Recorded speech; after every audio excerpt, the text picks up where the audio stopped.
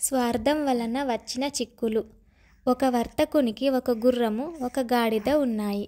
ప్రతిరోజు సరుకు మూటలను ఆ రెండింటిపైన వేసి మార్కెట్కు తోలుకొని పోతుండేవాడు. ఒక రోజున ఎక్కువ సరుకులు లేనందున కొన్ని మూటలను గాడిదపైన మాత్రమే వేసి మార్కెట్కు తోలుకొని వెళ్తున్నాడు. అలవాటు ప్రకారం గుర్రం కూడా వీళ్ళ ప్రక్కనే నడుస్తోంది. ఆ రోజున ఎండ చాలా ఎక్కువగా ఉంది.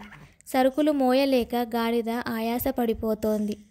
చివరకది మెల్లగా గుర్రం చెవిలో, మిత్రమా, కొంచెంసేపు ఈ బరువును నీవు మోసుకొని వస్తే ఆయాసం తీరిన తర్వాత మళ్ళీ నేనే మోసుకొస్తాను. దయచేసి ఈ సహాయం చేయి అంది. దానికి గుర్రం కోపంగా, ఎవరి బరువును వాళ్ళే మోయాలి, నేనెందుకు మోస్తాను అంది. ఆ మాటలతో గాడిదకు చాలా బాధ కలిగింది. కానీ అది గుర్రాన్ని ఏమీ అనలేదు. కొంచెంసేపు నడిచి వడదెబ్బకు తట్టుకోలేక గాడిద మూర్ఛపోయింది. ఎట్లాగైనా తన సరుకును తొందరగా మార్కెట్కు చేర్చాలి అనే తలంపుతో ఆ వర్తకుడు మూటలన్నిటినీ తీసి గుర్రం నడ్డిపైన వేసి తీసుకొని వెళ్ళాడు.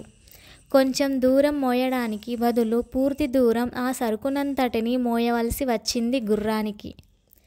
నీతి: ఇతరులకు సాయం చేస్తే అది నీకు మేలు చేస్తుంది. మరిన్ని వీడియోల కోసం please like, share and subscribe.